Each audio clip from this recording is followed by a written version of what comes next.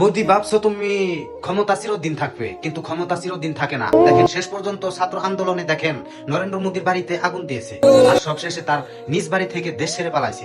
আর এই ভিডিওটা বেশি বেশি শেয়ার করে দিবে। ইনশাআল্লাহ এখন মুসলমান ভারতে শান্তিতে বসবাস করতে পারবে। এই হচ্ছে থালাপাতি বিজয়। থালাপাতি বিজয়ের ছোট শেষে দেখেন আলহামদুলিল্লাহ বলে কালমা পড়ে মুসলমান হয়ে গেল। আর এই ভিডিওটা বেশি বেশি শেয়ার করো। সে নাকি অনেক পড়াশোনা বা গবেষণা করে ইসলাম ধর্ম গবেষণা করেছে, খ্রিস্টান ধর্ম গবেষণা করেছে, হিন্দু ধর্ম গবেষণা করেছে, সবশেষে শান্তি খুঁজে পাইছে, সবশেষে সত্যটা খুঁজে পাইছে ইসলাম ধর্মে। ইনশাআল্লাহ ভারত থেকে এভাবে একদিন ইসলাম গর্জে উঠবে।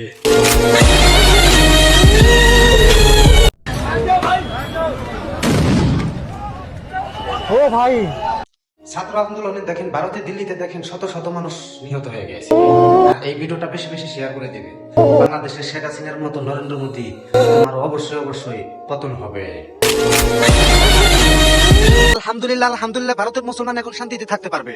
দেখেন সবশেষে দেখেন ছাত্র আন্দোলনে দেখেন নরেন্দ্র মোদীর বাড়িতে দেখেন আগুন লাগিয়ে দিয়েছে। এবার খেলা কিন্তু ঠিক মতোই গোছাইয়ে দিয়েছে। আর এই ভিডিওটা বেশি বেশি শেয়ার করে দিবে। ইনশাআল্লাহ এই ভারত একদিন কিন্তু পতন হবেই হবে।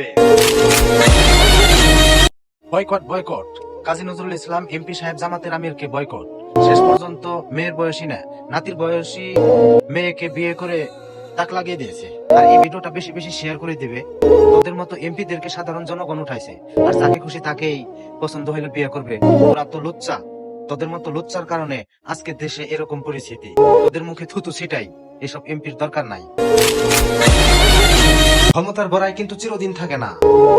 শ্রীলঙ্কার প্রধানমন্ত্রী গদি ছাড়ছিল 2022 সালে, আর বাংলাদেশের স্বৈরাচারী সরকার গদি ছাড়ছিল 2024 সালে, আর নেপালের প্রধানমন্ত্রী গদি ছাড়ছিল 2025 সালে।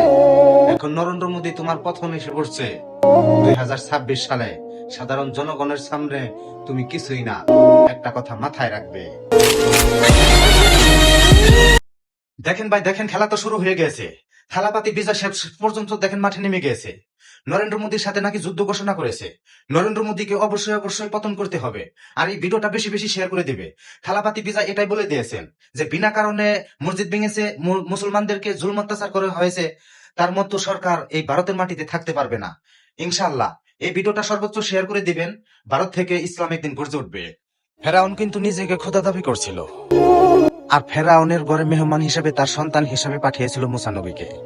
আর মুসা নবীর লাঠির বাড়িতে কিন্তু ফেরাউন নীল নদ পানিতে ধ্বংস হয়ে গেছে। আজকে হচ্ছে নরেন্দ্র মোদীর পদত্যাগ, কাল পরশু হবে নেতানিয়াহু ডোনাল্ড ট্রাম্পের পদত্যাগ, কারণ তাদের উপর মুসলমানের বরদোয়া আছে। আর একটা কথা মাথায় রাখবে, তারা মৃত্যুর সময় পানি পর্যন্ত পাবে না, আল্লাহর গজব শুরু হবে।